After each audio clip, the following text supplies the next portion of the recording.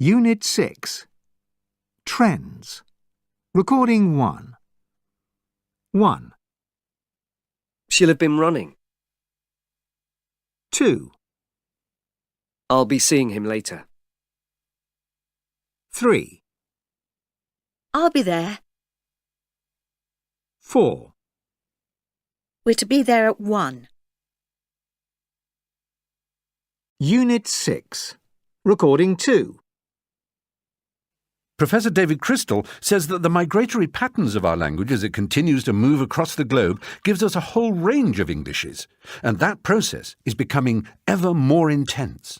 So just as once upon a time there was British English and American English, and then there came Australian English and South African English, and then Indian English, and then Caribbean English, now it's down to the level of Nigerian English, Ghanaian English, Singaporean English, and so on. And these are the new Englishes of the world. But what happens is this, that when a country adopts English as its language, it then immediately adapts it to suit its own circumstances. I mean, why have a language? You have to express what you want to say, which is your culture, your people, your identity. And when you think of everything that makes up an identity, all the plants and animals that you have, the food and drink, the myths, the legends, the history of your culture, the politics of it, the folk tales, the music, everything has to be talked about in language. And that means your local language, local words to do with the way you are and different from the way everybody else is. And so the result has been, as English has been taken up by over 70 countries in the world as an important medium of their local communication, but they've developed their own local brand of English. How many people spoke the language we are now conversing in, say, 600 years ago? Certainly we know around about 1500, 1600, there were 4 million speakers of English in England. And now in the early part of the 21st century, how many? Well, if you distinguish between sort of first language speakers and foreign language speakers, there's about 400 million or so first language speakers. English is a mother tongue or father tongue, depending on your point of view, around the world. And about 5 times as many who speak English as a second or a foreign language. So we're talking about 2 billion people, a third of the world's population, really. The important point to notice is that for every 1 native speaker of English, there are now 4 or 5 non-native speakers of English. So the centre of gravity of the language has shifted with interesting consequences. Unit 6. Recording 3. 1.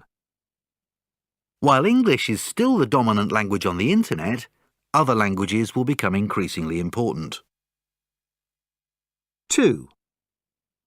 Although 27.3% of internet users are English speakers, this number is closely followed by Chinese speakers. Though we may find it hard to believe, the global language of the future might be Chinese or Arabic. 3. Difficult though it may be for students, in the future, many school and university subjects are likely to be taught in English using English materials. 4. Whichever way you look at it, children need to start learning English when they are as young as possible. 5. In spite of increasing numbers of English speakers, the global predominance of English is likely to change. 6. Despite being able to use simultaneous translation on their phones to speak to each other, people will still want to learn another language. 7. Whilst people continue to use English to communicate on the internet, the language itself will continue to change. Unit 6. Recording 4. Speaker 1. It's a trend that started in the States and spread certainly in Europe. And it's when guys wear their jeans halfway down their hips, so you can see their underwear. Apparently, it all started in the prison system in the States. What happened was that prisoners aren't allowed to wear belts because these can be used as a weapon. And the prison uniforms were often too big for the inmates. So you'd have a little guy wearing a huge baggy pair of prison-issue trousers, and so the prisoners ended up with these trousers halfway down their legs. So The trend has its roots in the prison system, but somehow it spread beyond those walls, so rappers like Ice-T started wearing their trousers like this, and it led to widespread adoption of the style. It's known in some parts as a kind of gangster look because, obviously, it originated in prison, but actually it's pretty common now amongst young people. So, basically, it's crossed over into the mainstream. And I guess this is how fashions start and spread, because they kind of come from nowhere, out of the blue. And then early adopters, I think they're called, help to make them fashionable. And suddenly you've got a trend. Speaker 2. As a TV producer, I've obviously looked at the trend of reality TV. It all started to take off in the 90s with the emergence of programmes like Big Brother and Pop Idol. But actually, I'd say it originated from earlier programmes, stuff that was done in the 70s and 80s. I think the popularity of these shows has caused a big shift in how programmes are made. Production values are quite low, and the emphasis is now on making something cheap and quick. Because of this, TV companies make bigger profits, and it's this that resulted in these shows spreading around the world. So what I'm really saying is we'll keep making these programmes now until the public tires of them. And it's because of the public's taste for knowing about real people and real lives. Unit 6. Recording 5. 1. People now expect to download music for free, and CD sales are at their lowest ebb. Basically, the music industry has had to completely change its business model. 2. We saw some great presentations at the conference. The hotel was wonderful and we loved the food, so overall it was really worth it. 3. Bloggers take news from reporters and write comments. They don't do much reporting. So what I'm really saying is that without real reporters, there's no news. 4. Sales of the game soared in May, jumped again in July and rose dramatically in December. To sum up, we've had an incredible year. 5. The report says young people believe in openness. They like sharing their private lives online. In conclusion, young people don't value their privacy as much as older generations. 6. We had developed a great product, so logically it should have been a success. However, we had technical problems. Then a competitor stole the idea. All in all, it was a complete disaster. Unit 6. Recording 6. 1. Basically, the music industry has had to completely change its business model. 2. Sales of the game soared in May, jumped again in July and rose dramatically in December. 3. We had developed a great product, so logically it should have been a success. Unit 6. Recording 7. So the gadget is called Midomo, and it's a type of water carrier on wheels, but it also works as a filter. According to the description here, it was invented because in some parts of Africa, people need to walk several miles to fetch water. And also, of course, contaminated water accounts for so many illnesses and deaths in sub-Saharan Africa. So it's like a container for water, but it also cleans the water? Yeah, it's a bit like a wheelbarrow. You collect the water in this container, and then while you're walking, as the wheels turn, the filter system starts working to clean the water. So it solves two problems at once. It could save millions of lives because it filters dirty water, and it also makes it easier to transport the water. It's an amazing invention, and I think one of the biggest benefits is that it's relatively cheap. Oh, OK. What kind of prices are we talking about? It'll go on the market for around about £100. I guess the question is whether to fund it or not. Can we see any drawbacks? I can't really see any negatives. You'd have to ask how durable it is. Is it likely to break? What materials is it made from? How easy is it to manufacture and export? But overall, it seems like a great investment. Yeah, not just for financial reasons, but also it's going to save lives. And is it a big company that's making it available? No, it's a startup called Red Button Design. They're based in the UK. OK. My initial reaction is that it's worth investing in this, but obviously we'd need more details about the product. I agree. I think it has a lot of potential. Unit 7. Freedom. Recording 1. To form verbs. Motivate. Hesitate. Renovate. Elaborate.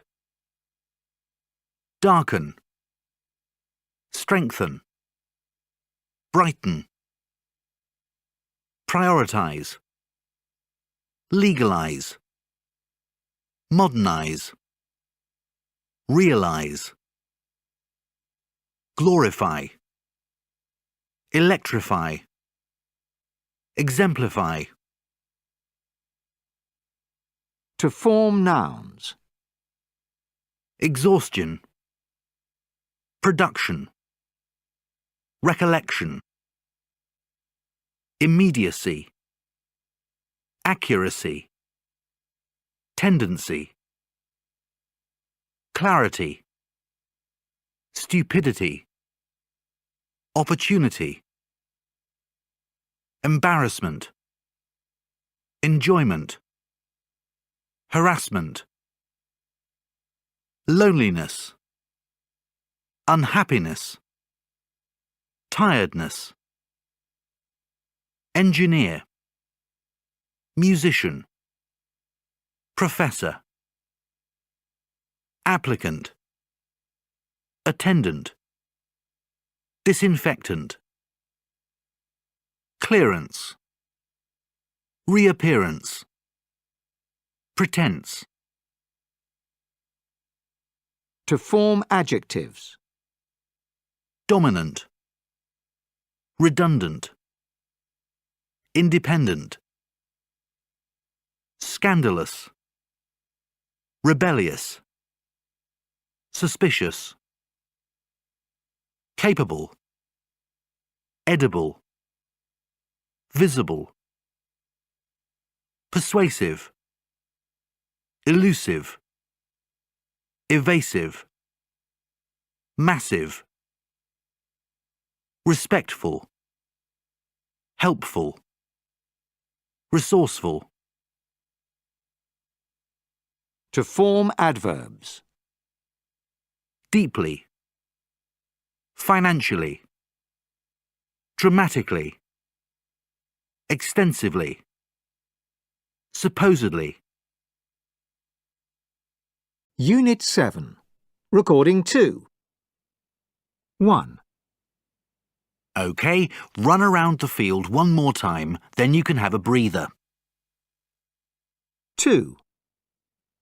Just go to the party and let your hair down. 3. She's going to take time out from work to finish her PhD dissertation. 4. I went travelling in order to take my mind off the tragedy. 5. It's hard to switch off at weekends. 6. If I've been working a 16-hour shift, I usually go to the bar to unwind. Unit 7. Recording 3. Speaker 1. The way I switch off is by going hiking. We have excellent trails near where I live, in Canada, where you can walk for a couple of hours. Some days, when I'm out there, I literally don't see another person. For me, it's a good way to take time out from my routine. The actual hiking's a hard slog because we're at high altitude and going up hills and across some rocky terrain, but that's fine because it means you're so focused on the walk you can't think about anything else. The only hairy moment was about a year ago when I saw a mountain lion on the trail about 20 yards away. It stopped, looked up at me, had a little sniff, and decided it didn't want me for dinner. Speaker 2. If I want to unwind, I play the piano. I don't think anyone would confuse me with Beethoven. I'm really not very good. But I just find it relaxing. It's like doodling or something. You just let your fingers wander and go with the flow. I play all kinds of music, even some of my own compositions, which, as I say, are nothing special. My friends say my stuff sounds like elevator music, the kind of thing you hear in the elevator of a sleepy hotel. I think they're probably right. Speaker 3. Any team sports do it for me. I can be having the most stressful day, but then I meet up with my friends for a game of football or ultimate frisbee, and all my problems melt away, at least temporarily. I think it's that idea of just running around in the open air, getting sweaty. Maybe it's a remnant of childhood or something, when you had nothing to worry about, so you just ran around all day. It works for me. Unit 7. Recording 4. Did you read that article recently about, I can't remember her name, a New York journalist who... Oh, the one about the 9-year-old child? Yeah, who left her son in central New York and left him to come back on his own, to make his own way back at the age of 9. Brilliant. Brilliant? Yes. Oh, come on, you must be joking. I'm absolutely serious. Well, in what way brilliant? I mean, he could have got lost, he could have been attacked, he could have been mugged, he could That's absolutely right. And we have... What, and that's good? Look, we have to, as parents now, take a stand against all this mollycoddling, cotton wool rubbish. I was allowed to do a lot at a very young age, and it helped me make the right decisions about how to protect myself and learn to be streetwise. These kids don't know anything these days. Well, I agree with you up to a point, but, I mean, you can't think that a 9-year-old should be left alone to kind of grow up in the course of 2 hours. Surely you don't think that he should never make his own way home then? And never learn? Of course not, but not at the age of 9. Right. Well, that goes against my better judgment, because I actually think it's more responsible as a parent to show them by chucking them in at the deep end. Right, so you think it's more responsible to abandon your child? You can't think that, surely. She didn't abandon the child. Well, effectively she did. He lives in New York. And anyway... What, well, that's one of the most dangerous places in the world. How can you say that? There are far worse places in the world. It's all relative. Of course it's all relative, but if you look at the muggings and the crime rate in New York, it's horrendous. And a 9-year-old wouldn't have a clue how to deal with all of that. It just doesn't make sense to me. It wasn't, from what I know, at 2 o'clock in the morning. So, you have to take it with a pinch of salt a bit. Right. Right. Because all crime happens at 2 o'clock in the morning. Surely you don't think then that it's terribly dangerous to leave a child in a city in the middle of the morning that they know, and they're not 4. At the age of 9. He didn't even have a mobile phone. He's probably a 9-year-old that's really got a lot going on. That's the whole point, I think, to take the child as an individual. I understand wanting the empowerment. I just think we're in a hurry to push our kids to grow up too soon these days. I don't understand it. Oh, What's please. The hurry? If everybody feels like that, we're never going to get anybody that stands up for themselves. Oh, that's ridiculous. We're talking about a 9-year-old. That's absolutely right. Unit 7. Recording 5.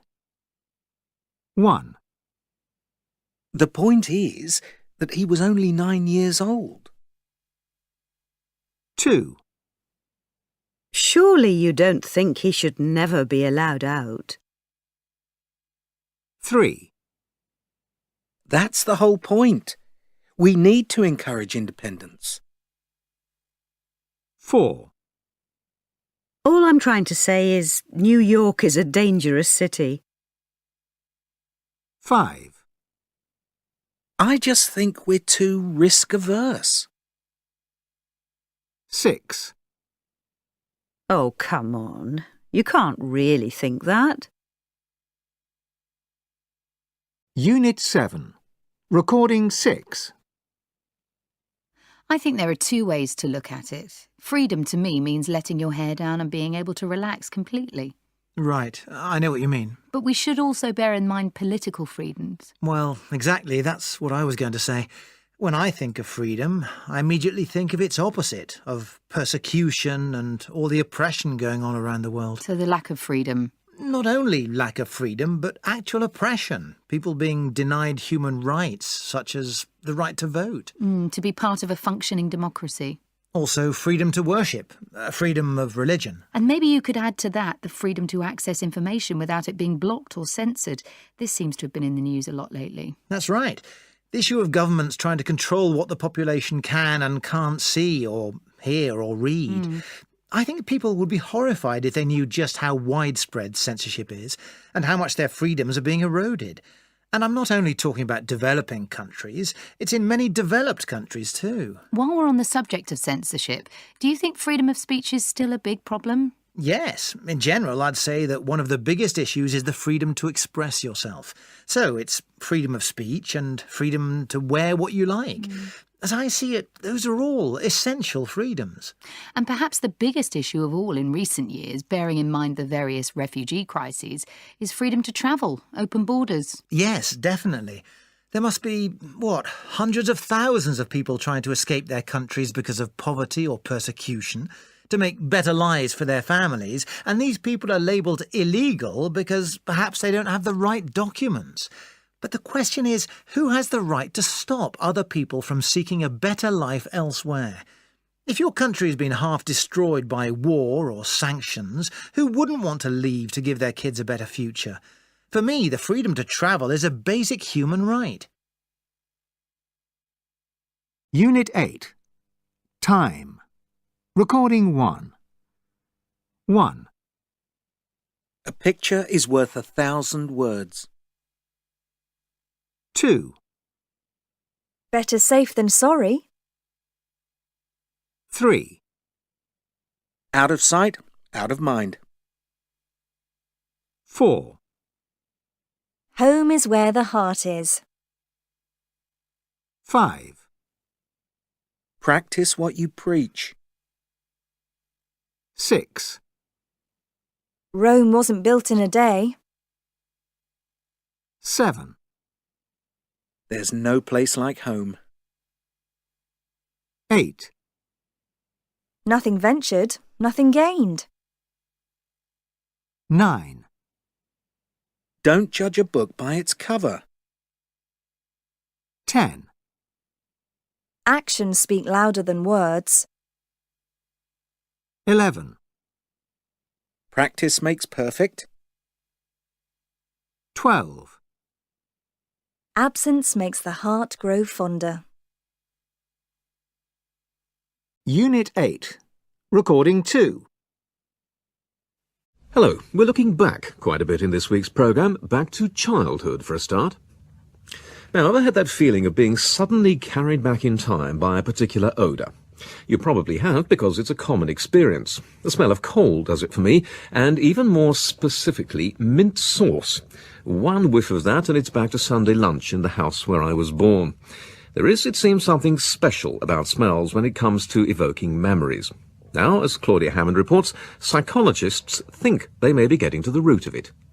The smell that always really takes me back in time is the smell of disinfectant and kind of cedary wood. And for some bizarre reason, it reminds me of being at school when I was about 7. Whenever I smell privet, walk past a hedge or something, it takes me instantly back to my kindergarten, to the rather smelly passage through from the garden to the school restaurant where we had our lunches. It takes me straight back there.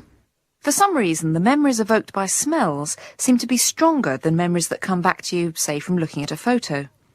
In the field of psychology, they call it the Proust phenomenon, after the famous incident with the Madeleines in remembrance of things past.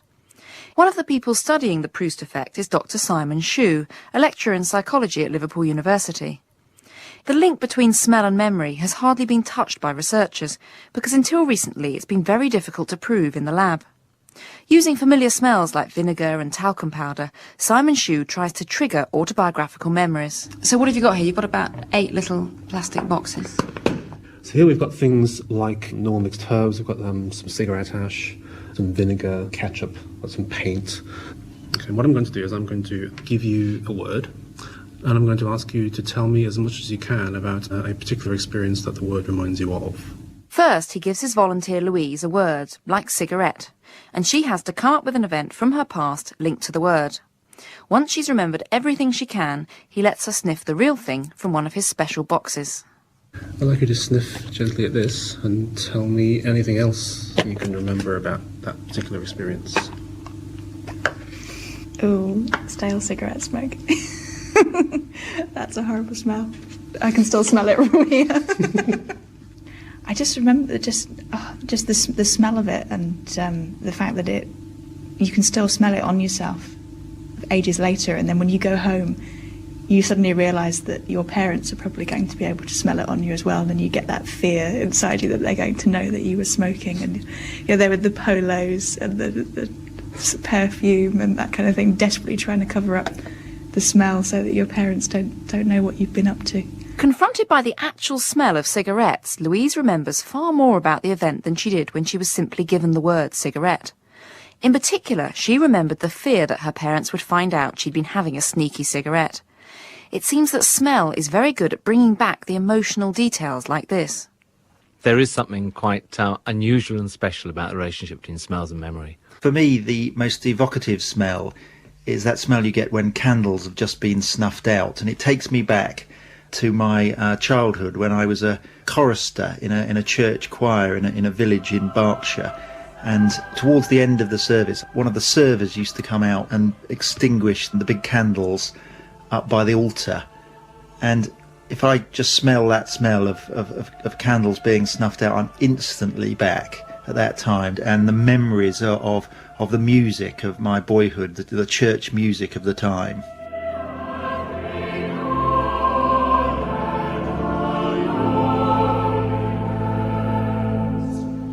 Odours that prompt the memories of times past. Unit 8. Recording 3.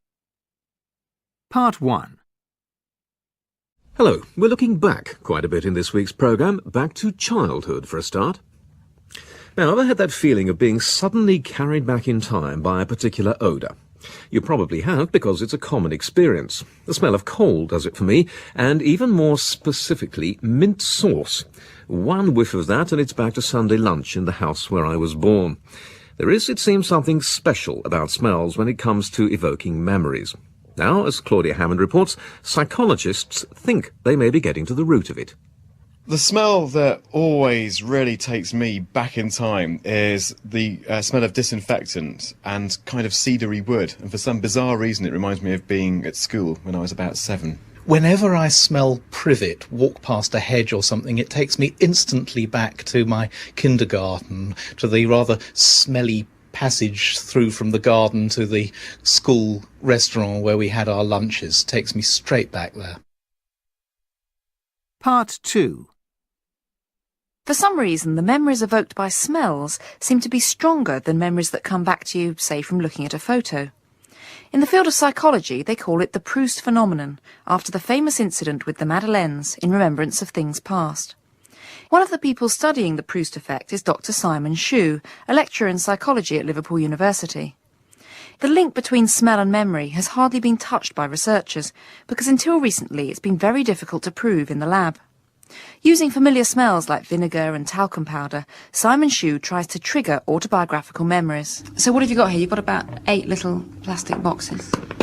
So here we've got things like normal mixed herbs, we've got some cigarette ash, some vinegar, ketchup, got some paint. Okay, what I'm going to do is I'm going to give you a word, and I'm going to ask you to tell me as much as you can about a particular experience that the word reminds you of. First, he gives his volunteer Louise a word, like cigarette, and she has to come up with an event from her past linked to the word. Once she's remembered everything she can, he lets her sniff the real thing from one of his special boxes. I'd like you to sniff gently at this and tell me anything else you can remember about that particular experience. Oh, stale cigarette smoke. That's a horrible smell. I can still smell it from here.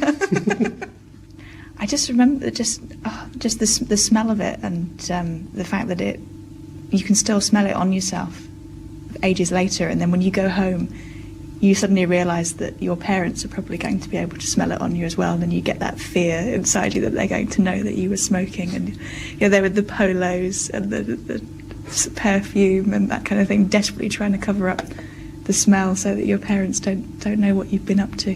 Confronted by the actual smell of cigarettes, Louise remembers far more about the event than she did when she was simply given the word cigarette. In particular, she remembered the fear that her parents would find out she'd been having a sneaky cigarette. It seems that smell is very good at bringing back the emotional details like this. Part 3. There is something quite unusual and special about the relationship between smells and memory. For me, the most evocative smell is that smell you get when candles have just been snuffed out, and it takes me back to my childhood when I was a chorister in a church choir in a village in Berkshire. And towards the end of the service, one of the servers used to come out and extinguish the big candles up by the altar. And if I just smell that smell of candles being snuffed out, I'm instantly back at that time. And the memories of the music of my boyhood, the church music of the time.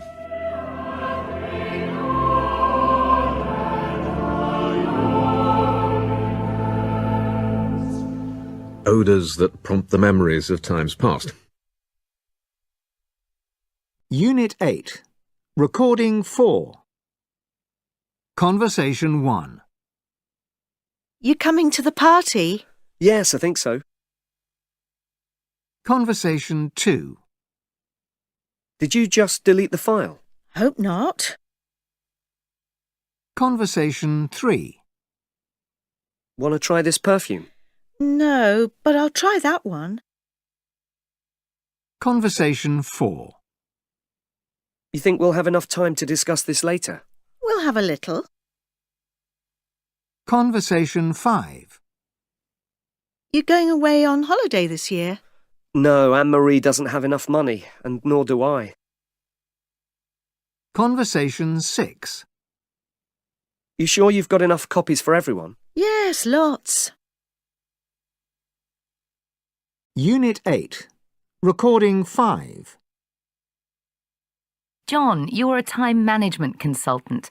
What exactly do you do? Hello, Stephanie. I advise individuals and companies on how to maximise their time. It involves looking at the processes they use to accomplish tasks, looking at how deadlines are set and met, and examining people's working habits to see if there are any shortcuts or more efficient ways to do things. Right, OK. So what type of companies do you work with?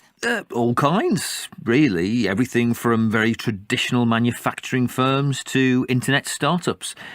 Every company wastes time at some point, and every company wants to save time. Having said that, I'd say some companies are more efficient than others. Can you go into more detail? So let's say I want to restructure my day to get more work done. How would you approach it? Well, the first thing I do is observe your routine. What's your normal day like? Sure. As a journalist, you probably have deadlines. Definitely. You're probably under pressure, but looking at it another way, you may have a lot of freedom about where and how you work and what time of day. You don't have the constraints of, say, the traditional office worker. I never thought of that, but yes, it's true. So, you need to work quickly, but on the other hand, you probably have great resources, people who can help you, contacts, archives, and these are the tools you use to accomplish the task. Right. OK, so then we look at your typical day, starting from the moment you sit down at your desk. What's the first thing you do? Probably, if you're like everybody else, you check your emails. Maybe you read the news, go on a couple of social media sites and respond to a few messages. But I'm looking at how long this takes you and how much time is spent off task. I'm also looking at what you're looking at. Do you have a calendar? Do you use to-do lists, prioritise tasks that you need to finish at certain times of the day? Some people have lists next to their lists. They write down the names of contacts and other information which they'll use in order to achieve the task. That's a good idea. Can you think of anything else you might look at? How much media is around you? By which I really mean, how many distractions are there? If you have text messaging, Facebook, the TV, the phone, the mobile phone, all within reach, then what are your chances of working uninterrupted for more than 10 minutes? I know what you mean. Alternatively, those might be the sources of my information. Yes and no. You need them, but at some point you have to work without them if you're going to write something original. Right. So you obviously go into a lot of detail looking at what people do every day. Any other suggestions for how I might save time? Loads. One other thing you can do is... Unit 8. Recording 6. 1, What else? 2, Can you tell us more? 3, Anything to add? 4, Is there anything we've missed? 5, Anyone managed to come up with other ideas? Unit 8. Recording 7. When I was about 9 or 10 and everybody from primary school was moving up to secondary school, my parents gave me the option to go to a specialised theatrical school or regular comprehensive. And it was very important because I remember being sat down and shown brochures of everything, and there was no pressure either way. And at that young age, I made the decision to go to a theatre school. And luckily for me, it's panned out, and I've had a career in that line of work. But I then found myself faced with another decision because we were moving house and we had to leave school. And did we want to continue with theatre school or did we want to go to a normal school? And at that point, I was about 14, and I decided actually I want to get an education and leave the theatrical world at that point. Still very, very young to make those decisions. And I did. I left and went to a regular comprehensive and got some, qualifications behind me and everything. And my sister didn't. She carried on at theatre school and she went straight into work very early and was really successful. I've always wondered if perhaps I should have chosen the other option because it was a longer road for me and I'm still very much on it. And I suppose that the next major decision, a final decision, was whether to have children or not, or take this huge job that was offered to me. And I chose my children in that case. So I'm very grateful. I've got 2 lovely boys. And I've still got my career, but I just kind of wonder what would have happened if. Unit 9. Inspiration. Recording 1. Unconventional. Thought-provoking. Bleak. Compelling. Charming. Well-received. Poignant. Overrated. Offbeat. Stylish. Striking. Subtle. Unit 9. Recording 2.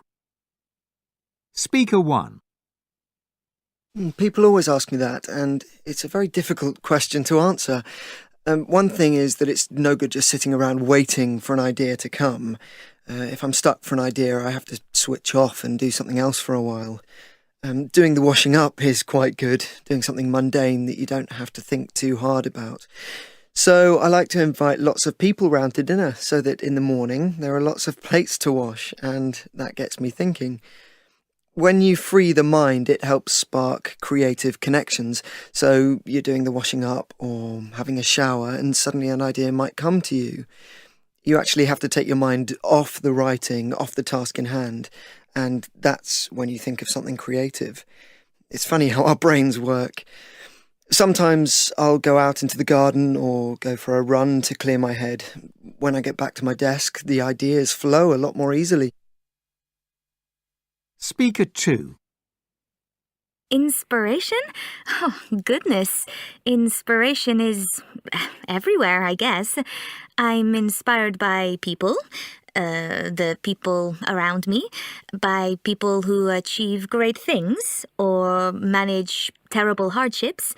The world around us is full of stories and people doing things differently. And when you work in advertising, you're always looking for something new, a new way of conveying your message. Nature. Nature is another great inspiration. Going somewhere beautiful is a really good way to get new ideas. Or doing an outdoor sport. Sometimes I'll go skiing or snowboarding, and there's something about it, the fresh air and the outdoors. Perhaps it's the sky and the mountains. I don't know. But while I'm there, I'll have lots of ideas for things I can do when I get back to work. Speaker 3. Books mainly, old recipe books, like Margaret Coster, a classic. I look through old recipes and then try to recreate the same idea, but with a modern, more contemporary twist. Yes, old tomes. Larousse is another one, with plenty of ideas. Or sometimes I'll go to the Michelin guides, you know, the restaurants with stars. They have books, so I look there too. Unfortunately, I rarely eat out myself, so I don't get ideas that way, but books are a great inspiration. And there's something about having big, heavy books in the kitchen that have been with you a long time. They inherit your character a little and hold in them so many memories of enjoyable meals. Speaker 4. This is going to sound a bit odd, but something that has really inspired me in life has been the people who didn't believe in me. You know, I wasn't the cleverest kid in school. In fact, I left school as soon as I could. But at school there was this one teacher who I'd never really got on with, and he told me that I would never get anywhere, that I would never achieve anything really worthwhile. And I remember thinking, through the loathing, that I would prove him wrong. I felt this huge sense of determination, and I've carried that with me. You know, at times when things aren't going well and I'm not sure if I could make a success of something, I'll think about that. And it really inspires me to put in that extra bit of effort to prove to myself that he was wrong. For an entrepreneur, that determination to succeed is really important. Unit 9. Recording 3. 1. Some. Coming. Company. 2. Took. Book. Looking. Good. 3. On. Novel. Cottage. 4. Coin. Toying. 5. Actor. Original. Ridiculous. 6.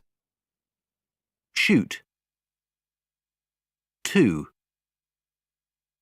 Whose. Who.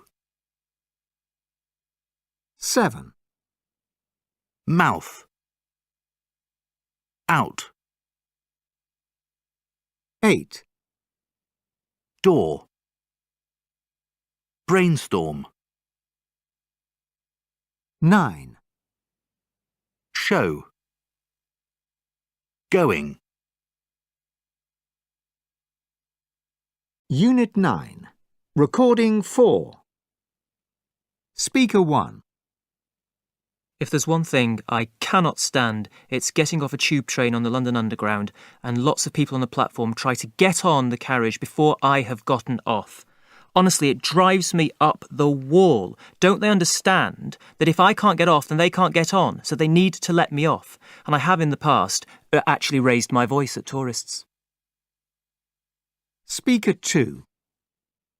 The last time we went to Cornwall, we went to the lovely little town of Foy, and I discovered what I could describe for me as paradise. It's a tea room, which somebody could describe in a book, and it still wouldn't be as good as you actually experience when you go in. It's beautifully decorated. It's got those little cake plates piled up with the most beautiful, sumptuous cupcakes. And then in the back part, they've got a lovely Rayburn, and if you decided you wanted sardines on toast or scrambled egg or something, they'll just whip it up for you. Every single thing you could imagine in your dream menu I could have sat there for a week and worked my way through the menu. It was the most wonderful, delicious, and the surrounding, the people were so friendly, and they got to such a lot of trouble to make this gorgeous place to eat. And I'd definitely go back there again. Speaker 3. The other night I saw the best show ever. It was a show called Dirty Dancing. It's on in the West End. Absolutely fantastic. The acting was brilliant. The dancing was brilliant. The songs were terrific. I mean, uniformly, they were absolutely terrific. And I don't know who played the mother, but she was especially good. Honestly, really the best show ever. You must see it. Speaker 4. I cannot recommend highly enough a trip to one of the beautiful islands of Thailand. I went there last year, and there is absolutely nothing better than finding yourself on a private beach with a cool drink in hand and having a dip in tropical warm waters. And I saw one of the most spectacular sunsets I've ever seen. And honestly, I couldn't believe my luck when I saw turtles in the water. I've always wanted to see turtles. It was idyllic. Speaker 5. The worst meal I ever had was quite recently. It was absolutely horrendous. The restaurant was grossly overpriced. Honestly, it was a total waste of money, but it's also, minutes of my life that I won't get back. The service was appalling, and the waiter just seemed like he'd rather be doing anything else. Clearly, it's hard to cook for a lot of people. I understand that at the same time. But, meals were coming out at all different times. We had appetizers arriving and then the main course and then nothing for about an hour. It was horrendous. Speaker 6. I bought the one-touch can opener and it has changed my life. Seriously, and I'm not even overstating how amazing it is.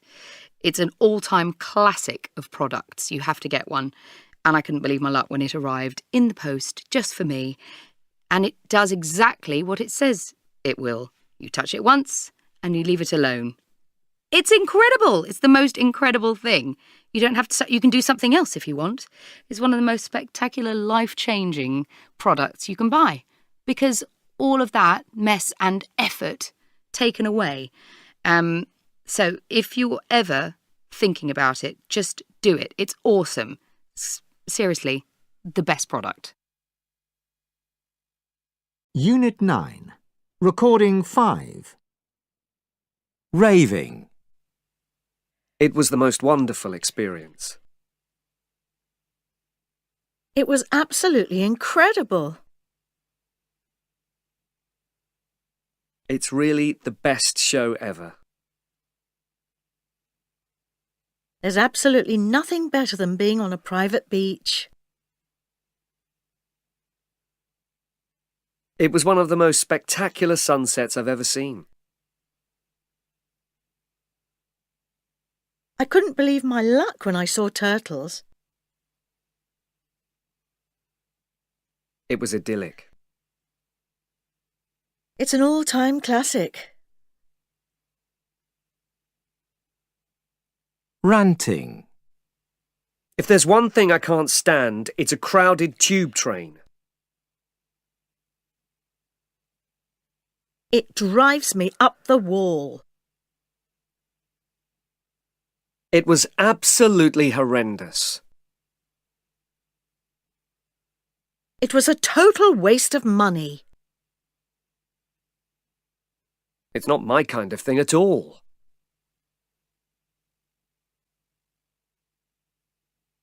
Unit 9. Recording 6.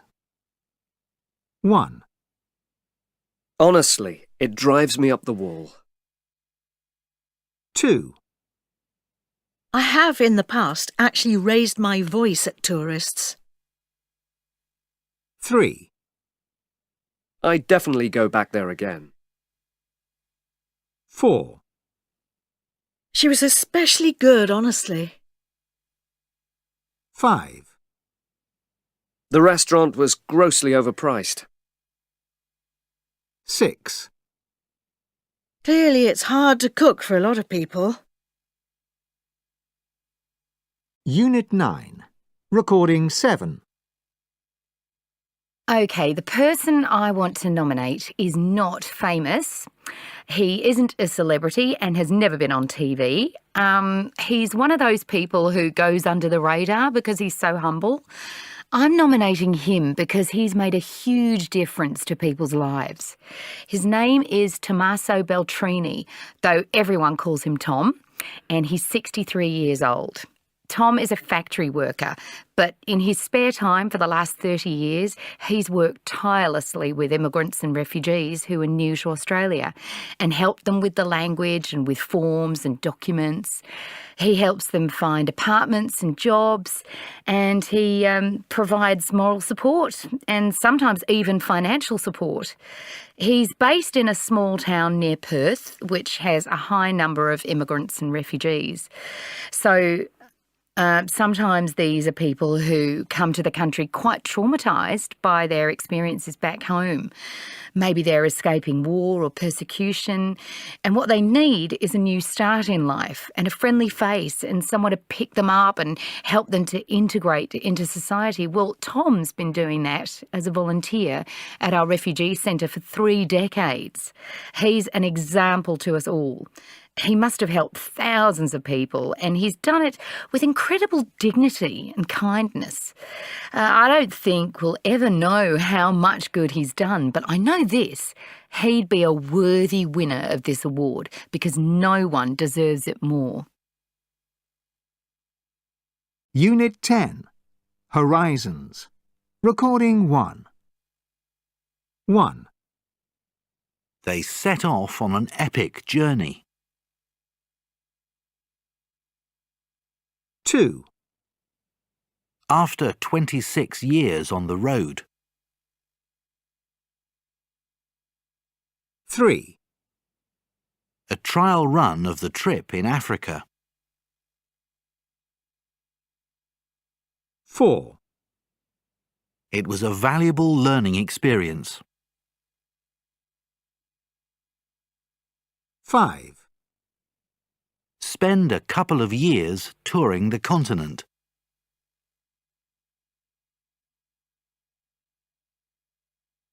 6. After quitting his job. 7. The couple headed straight for the Sahara Desert.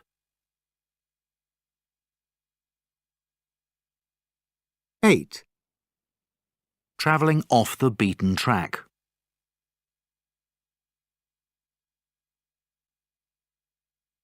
Unit 10. Recording 2. 1. My life would be considerably better if I had a normal job.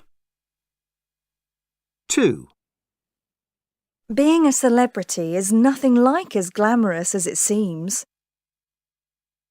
3. One good thing about fame is that it's far easier to book a table in a restaurant. 4. Even for a celebrity, it's every bit as difficult to enjoy life. Unit 10. Recording 3. 1. The more the merrier. 2. The sooner the better. 3.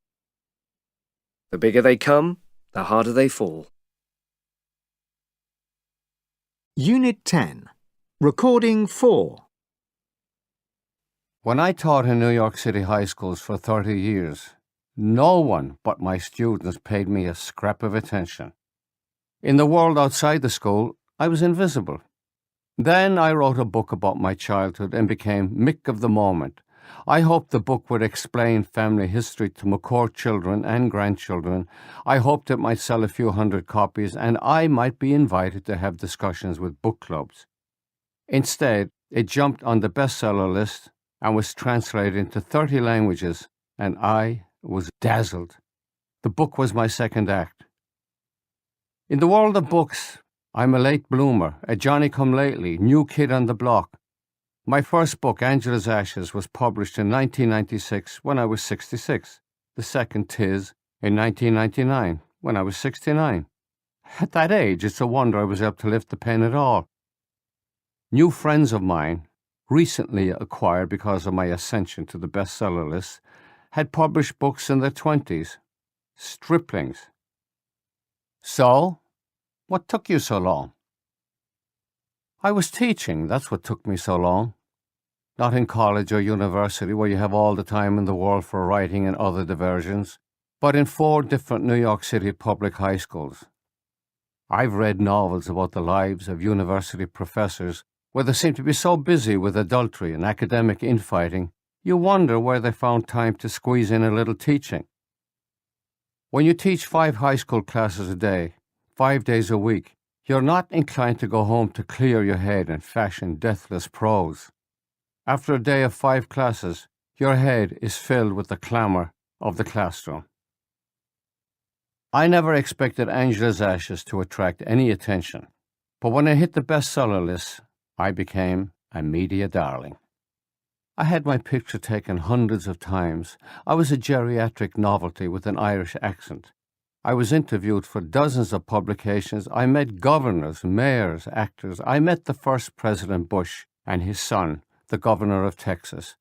I met President Clinton and Hillary Rodham Clinton. I met Gregory Peck. I met the Pope and kissed his ring. Sarah, Duchess of York, interviewed me. She said I was her first Pulitzer Prize winner. I said she was my first Duchess. She said, ooh, and asked the cameraman, did you get that? Did you get that? I was nominated for a Grammy for the spoken word and nearly met Elton John. People looked at me in a different way. They said, oh, you wrote that book. This way, please, Mr. McCourt, or is there anything you'd like? Anything. A woman in a coffee shop squinted and said, I seen you on TV. You must be important. Who are you? Could I have your autograph? I was listened to. I was asked for my opinion on Ireland, conjunctivitis, drinking, teeth, education, religion, adolescent angst, William Butler Yeats, literature in general. What books are you reading this summer? What books have you read this year? Catholicism, writing, hunger. I spoke to gatherings of dentists, lawyers, ophthalmologists, and of course, teachers. I traveled the world being Irish, being a teacher, an authority on misery of all kinds, a beacon of hope to senior citizens everywhere who always wanted to tell their stories. They made a movie of Angela's Ashes. No matter what you write in America, there is always talk of the movie. You could write the Manhattan telephone directory and they'd say, so, when is the movie? Unit 10. Recording 5.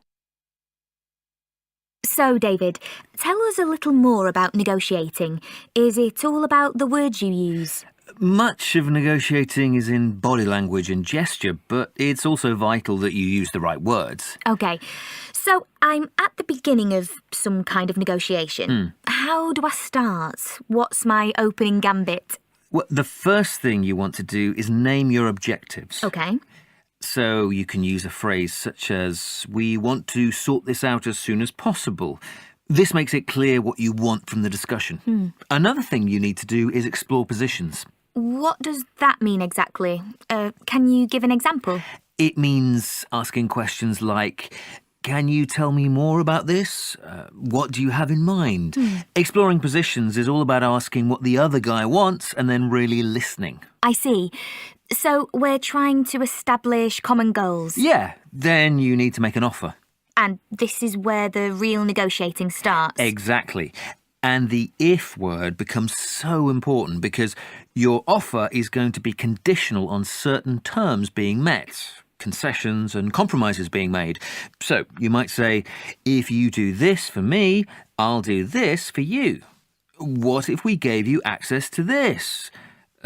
What if we supported your idea? I see. So it seems in negotiating, the word if is the biggest word in the language. That's right. What about negotiating meaning? Things like checking that you understand the conditions on offer. Essential. Negotiations can be long and tiring, but you cannot switch off for a moment. If you missed something, don't bluff. Ask about it. Go over the points more than once. Be sure. Ask, have I got this right? Are you saying this or that? OK. And what about the end game? Let's say the haggling is over. It's decision time and you need to refuse or accept the deal. Well, refusing is always delicate. You really don't want to close off all further discussions, so you need to be tactful. You never just say no. Instead, you give reasons and explanations. You might say, that's more than I can offer. That would be difficult for me because of my situation. I'm not sure I can do that because I promised something else. In other words, you refuse without saying no. Yeah. It's at this stage you might want to stall for time or defer the decision, or if you're in business, consult a more senior colleague. The next stage is when you've reached agreement. You say something like, good, that sounds acceptable to me, or great, we've got a deal. But that's not it. It isn't over. You need to follow up the deal. Be polite and civil. Say something like, we can talk about it again and review the situation in a few months. If it's a more formal deal, we can say, let me know if you have any queries. The thing is to follow up the deal. Always keep the conversation open. Unit 10. Recording 6. 1, I'd like to think about it. 2, I'll have to ask about that. 3, I need more time to consider it. 4, I can give you an answer to that right now. 5, Can I get back to you on that? Unit 10. Recording 7.